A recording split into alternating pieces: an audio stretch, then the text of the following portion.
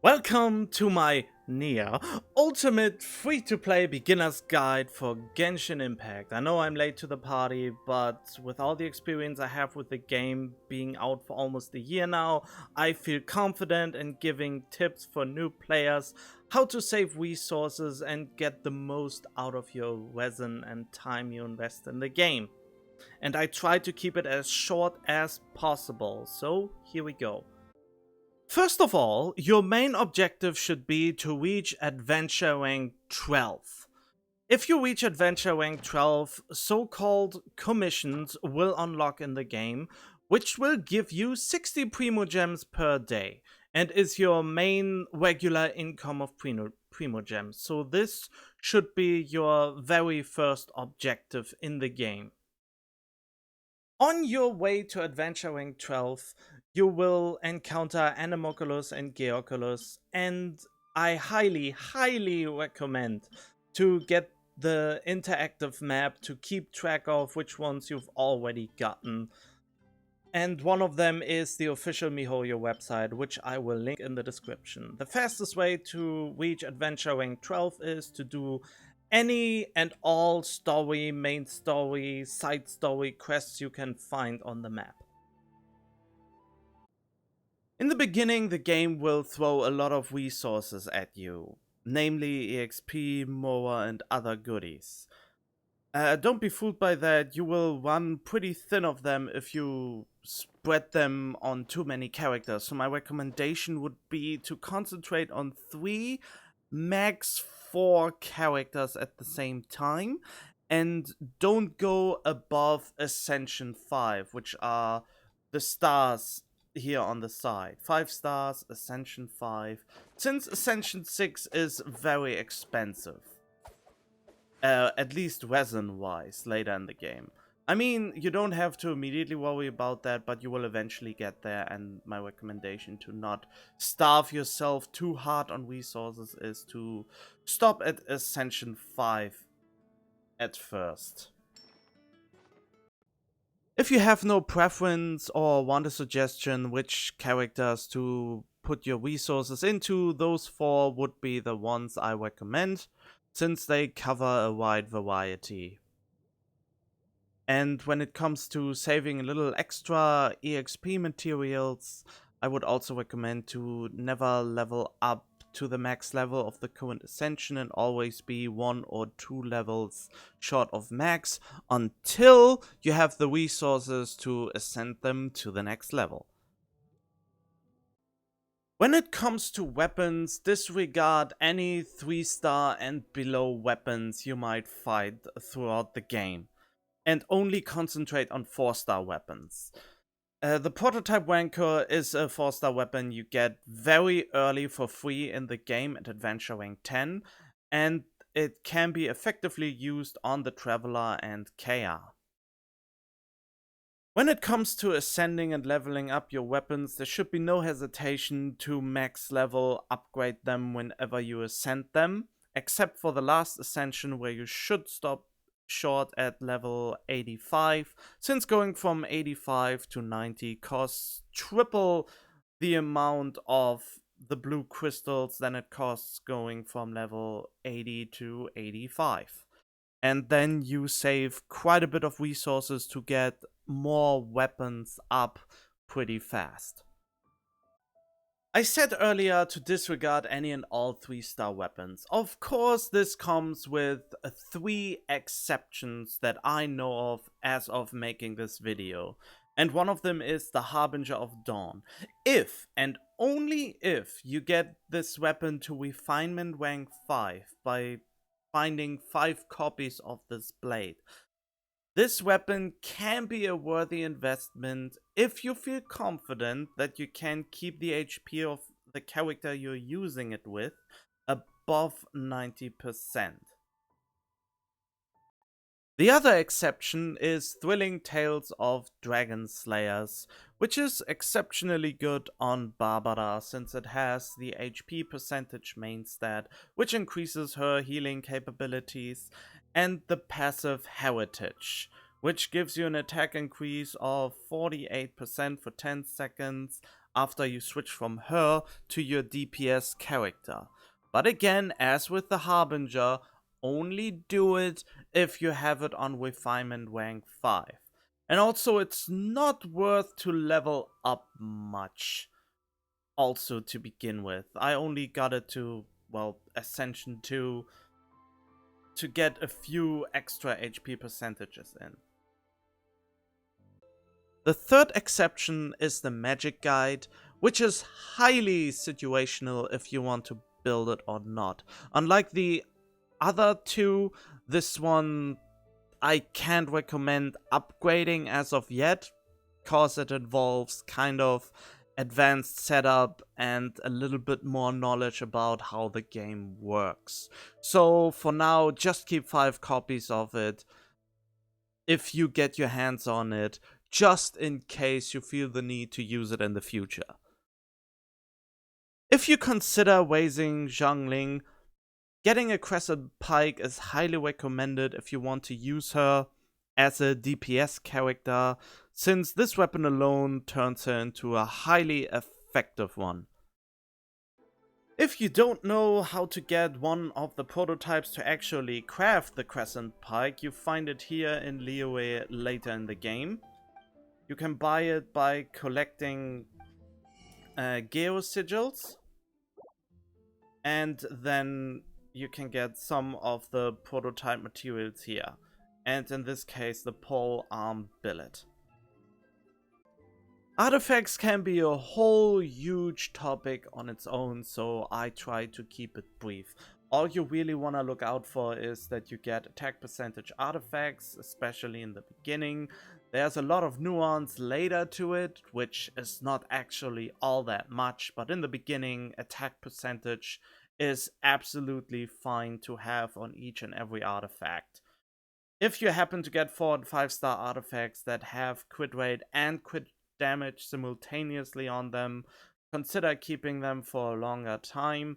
And crit rate is more valuable than crit damage, but you want to have them both regardless if at all possible. Additionally to that, keep any and all 4 and 5 star artifacts that have the main stat Elemental Mastery, because Elemental Mastery is one of the rarest main stat on artifacts to get. The same can be applied when it comes to crit rate.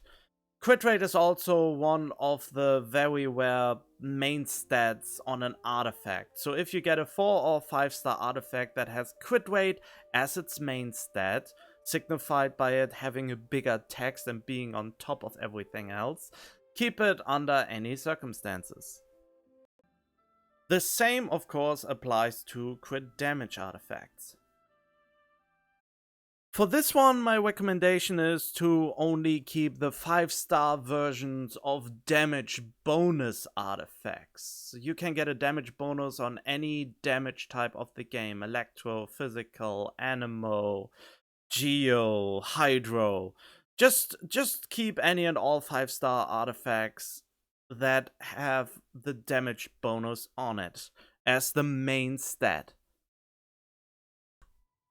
You should consider to not upgrade your artifacts past level 16 if you don't have a full team of characters already prepared, since getting from level 16 to 20 costs as much as getting from level 1 to 16 on a brand new artifact.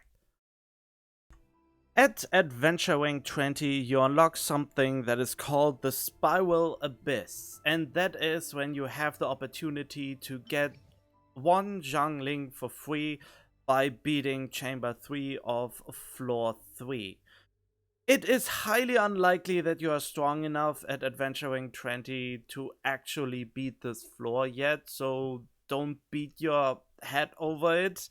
It can be really hard when you're freshly reaching Adventure Rank 20 and try immediately to get Xiangling. It can be a really frustrating experience, just so you are aware.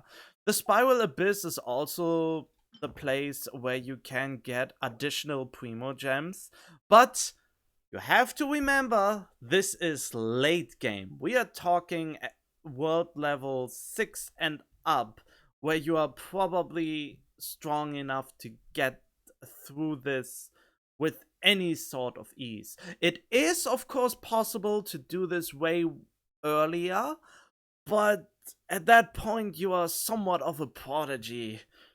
It is really, really hard, at least in my opinion, when you first start out the game. It gets easier with time, and at world level 6 or something, you should have an easier time with it. But for the love of God, don't beat yourself up over it or get super frustrated. That's what happened to me, and oh god, just don't do it. I mean, do go into the spiral abyss occasionally, test your metal, try to get as far as you can, but don't beat your head up over it and get frustrated by it. That is all I have to say about it. During your adventures, you will accumulate a lot of the item that is called Fragile Resin, which is basically your stamina refill item. And I highly, highly, highly recommend to never, ever use it until you reach Adventure rank 45 and ascend it to World level 6.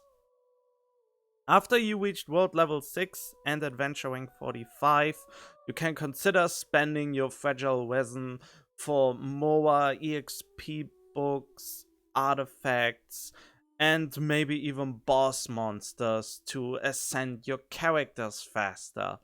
But absolutely don't use it before that point.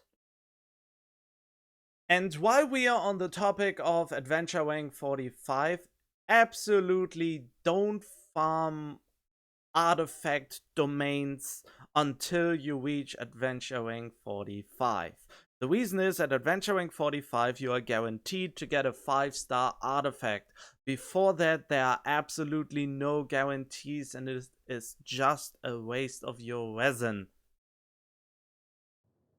Consider to not ascend your character from Ascension 5 to 6 until you can comfortably clear the Abyss floor 9 to 11. More or less comfortable. I don't mean a full clear on 11, but at least a full clear on 9 to 10 with all stars.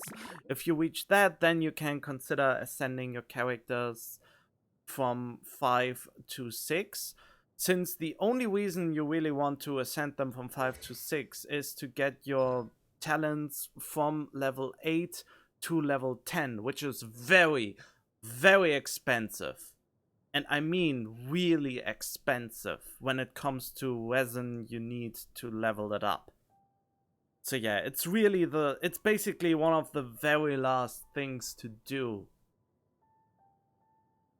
The next recommendation is again to save some resources and make it easier to build a strong team for Spiral Abyss, and that is to not level up your characters from level 80 to 90, because leveling from level 80 to 90 costs almost as much as leveling up a fresh character from level 1 to 80 in EXP materials alone.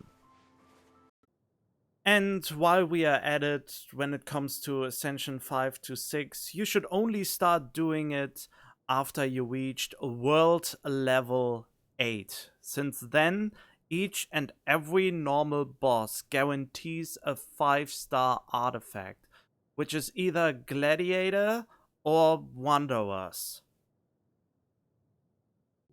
Okay, let's talk about the wishing mechanic of the game, which is to acquire new characters. There's always a character event wish, a weapon event wish, and the standard wish.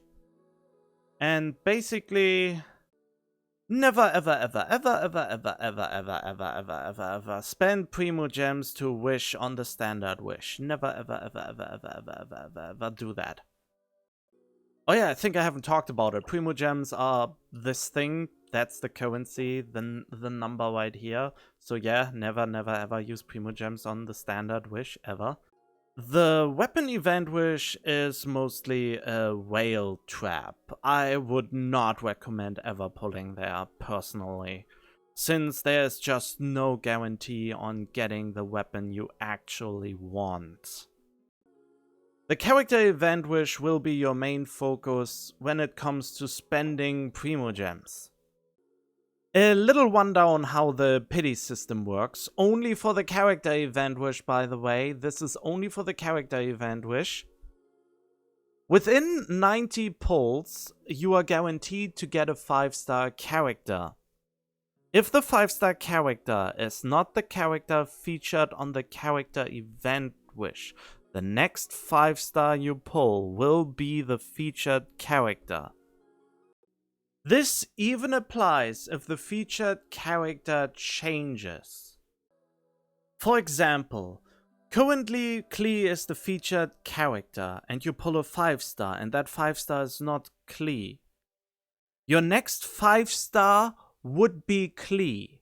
But if you wait for the next banner, which will be Kazuha, in this case while I make this video, and then get a 5-star, you would get Kazuha instead as your next 5-star guaranteed.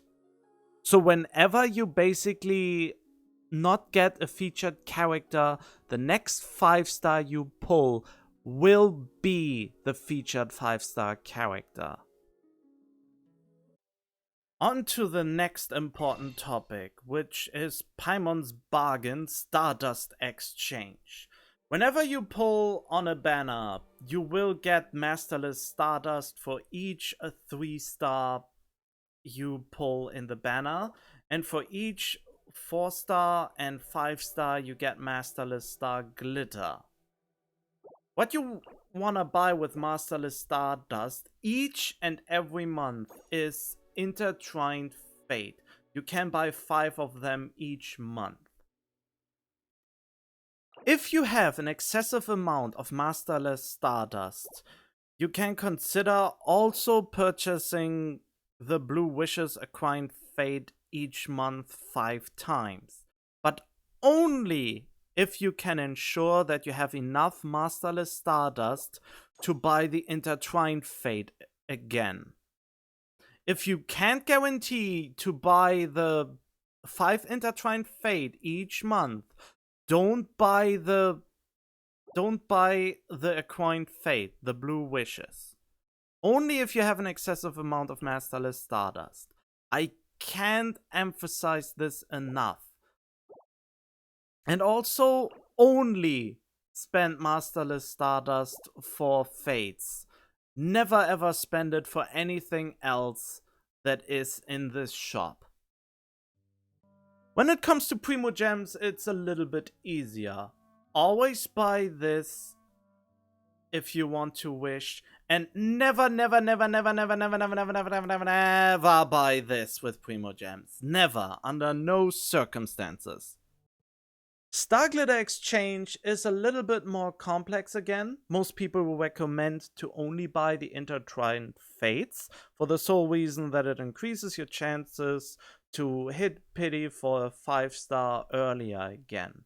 But my personal recommendation is to save always 34 Masterless Starglitter in case one of the 4 stars in the Starglitter Exchange interest you and you really want to have them.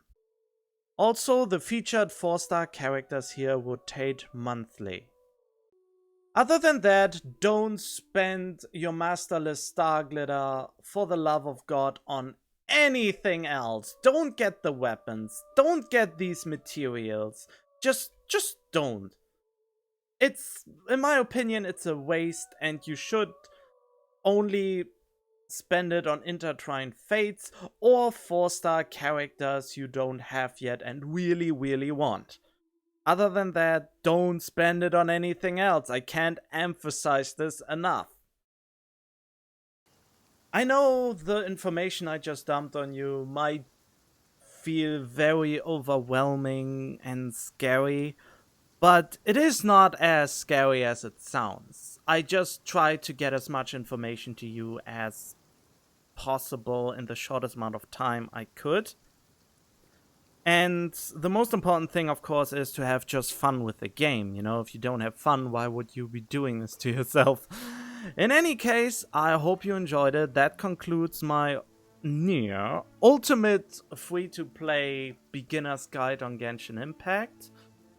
Consider helping me to get to 1000 subscribers so I can become an official Genshin Impact content creator and get out more guides and keep me motivated while burying the light. And I hope you will have otherwise a wonderful day and lots of fun. Stay tuned for more. Bye bye.